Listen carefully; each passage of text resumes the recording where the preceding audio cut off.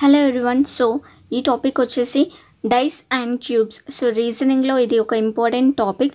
Exam point of వ్యూలో మనం క్వశ్చన్స్ని సాల్వ్ చేయడంతో పాటు ఫస్ట్ మనం basic structure of a cube and క్యూబ్కి ఉండే ఎడ్జెస్, కార్నర్స్ అండ్ ఫేసెస్ గురించి డీటెయిల్గా తెలుసుకుందాం. So let's start. ఫస్ట్ క్యూబ్కి ఉండే స్ట్రక్చర్ చూద్దాం. So this is the basic structure of a cube. So బేసిక్గా ఒక క్యూబ్కి ఉండే కార్నర్స్ వచ్చేసి టోటల్ 8. సో ఇప్పుడు ఆ 8 ఏంటో చూద్దాం. సో కార్నర్స్ అంటే మూలలు. సో ఇది ఒక కార్నర్, ఇది ఒక corner. So like wise total number of corners count చేద్దాం. 1 2 3 4 5 6 7 అండ్ 8. సో కార్నర్స్ వచ్చేసి 8. So next edges. సో క్యూబ్కి ఉండే ఎడ్జెస్ వచ్చేసి టోటల్ 12 నెంబర్స్. సో ఎడ్జెస్ అంటే ఇవి 1 2 3 4 5 6 7 8 9 10 11 12. సో 12 ఎడ్జెస్ అన్నమాట. సో నెక్స్ట్ వచ్చేసి క్యూబ్కి ఉండే ఫేసెస్.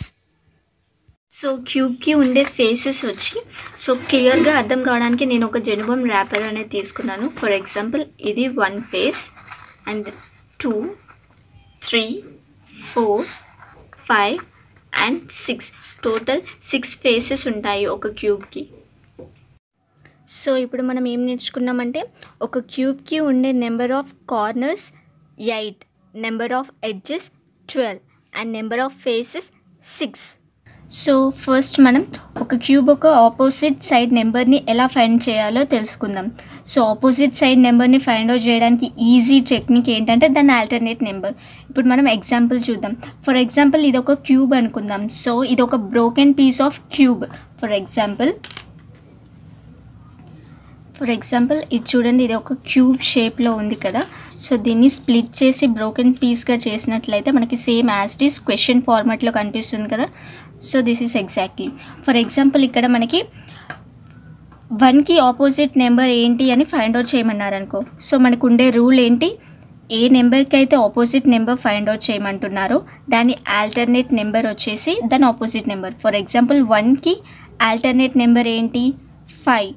సో 1కి opposite number obviously 5. And the next 3కి ఆపోజిట్ నెంబర్ ఏంటి అని అంటారు. సో 3కి ఆల్టర్నేట్గా ఉండే నెంబర్ ఏంటి ఇక్కడ 6. సో 3కి ఆపోజిట్ నెంబర్ అనేది 6.